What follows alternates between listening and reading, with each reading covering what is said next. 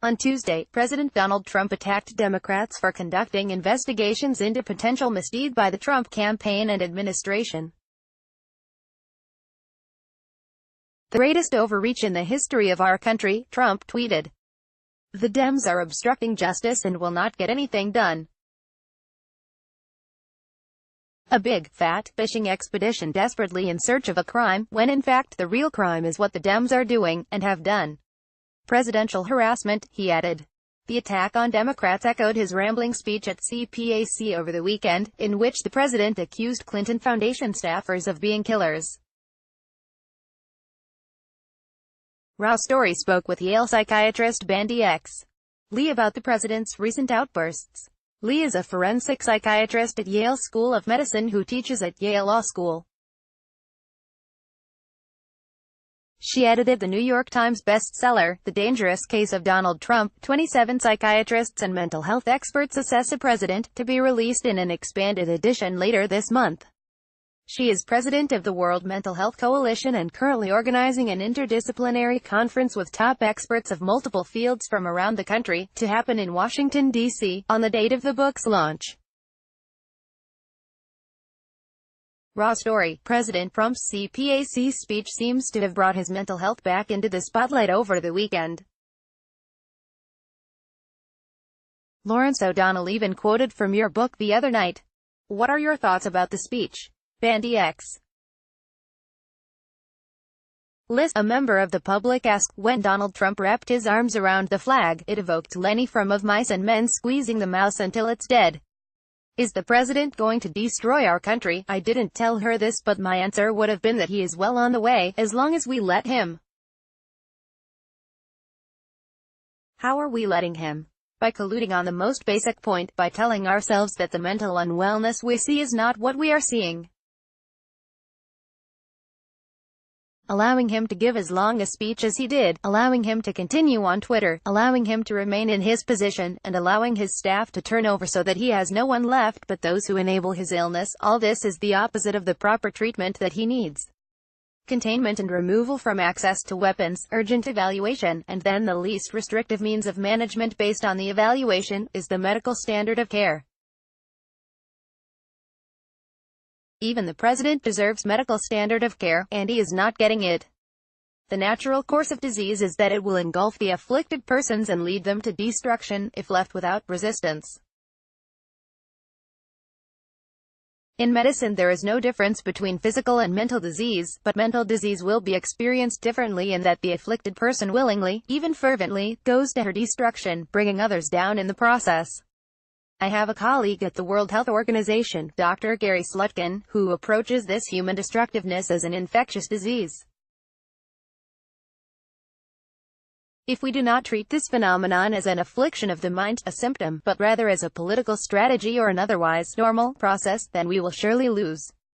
Think about not containing an Ebola infection and allowing it to spread freely. The image may be horrifying, and yet we are dealing here with something much more dangerous than Ebola. Raw Story. How do you tell disease apart from healthy choices? Bandy X. Liz, often it takes a specialist with a lot of experience to make the distinction, since disorders are usually not entirely new but are extremes of traits that many people normally have.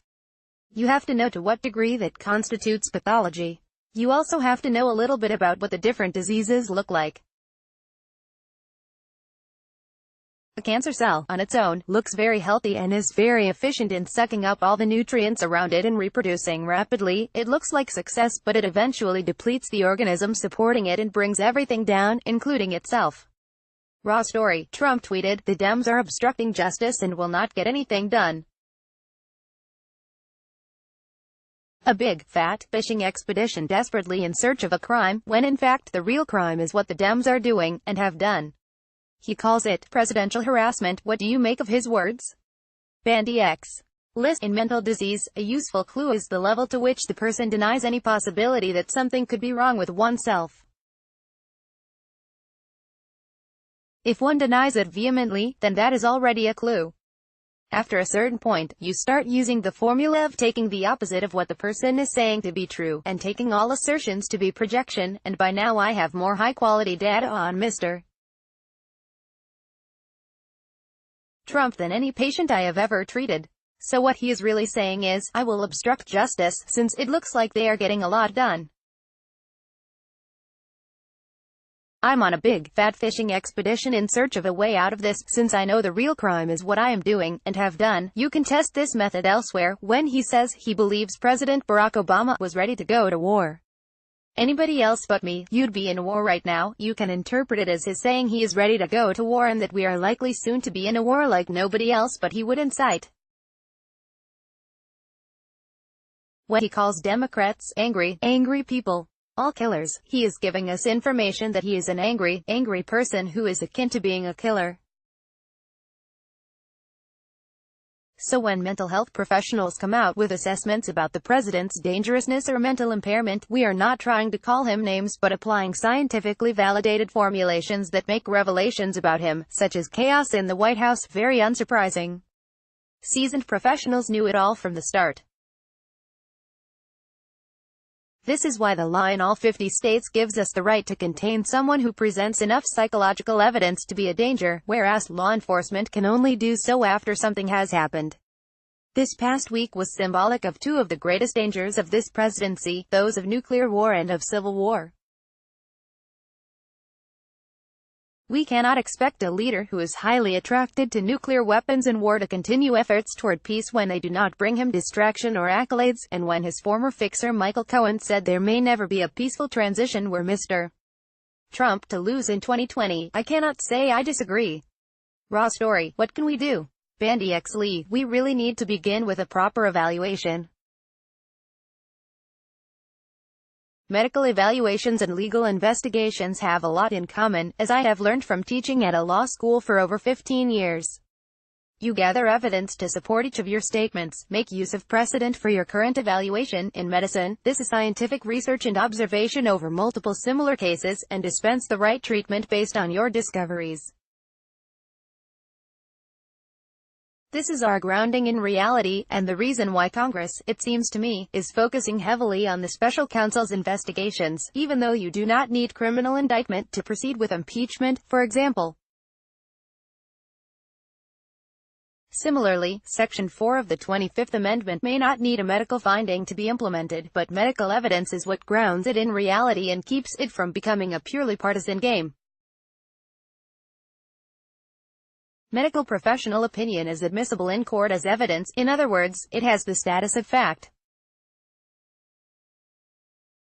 A former White House counsel told me that capacity should be up there with corruption and collusion, and I thought that was a very astute observation. Just as there is the Robert Mueller investigation, there should be an evaluation of the president's mental capacity. Yet, Mr. Trump's new White House doctor, with his 11 different board-certified specialists, did no valid mental health assessment.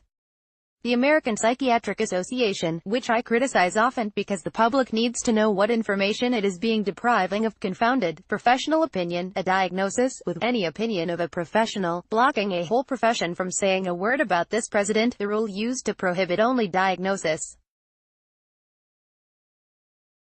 Even the New York Times selectively published a handful of psychiatrists willing to say that the president is just a jerk, or does not have narcissistic personality disorder, or that psychiatrists have nothing to offer, and they are all connected to the APA.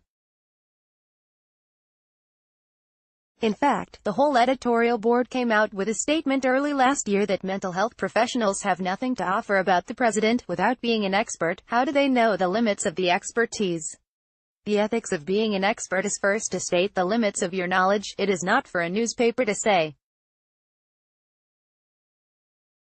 "This is actually egregious," and I equate it to the moment when the paper failed to warn against Nazism by burying reports about it. Clinical psychologist Elizabeth Mika describes tyranny as a beast that encroaches on us as a steady creep until it is too late. Our public service book, to which she contributed, had 3 warnings: that the president's condition was worse than it seemed, that it would grow worse over time, either power granted to illness or frustration of that will to power will do that, and that he would eventually be uncontainable. We are beginning to enter the third stage, and what I meant by it was that his pathology would spread through his influential position, so that the country would become no longer able to save itself. When a clinician has a patient who is growing psychotic, that is, losing touch with reality, the clinician examines what is called reality testing. If a patient can no longer look at facts and reality and adjust his perceptions and beliefs accordingly, then you worry about the patient literally becoming unhinged from reality. At that point, the person will run as far from evaluation and treatment as possible, and healing can only come from outside intervention. The growing conspiracy theories, false news, and the refusal to accept facts and expertise should worry us all. Every day we are falling more deeply into it, and 2020 may be too late for us to recover.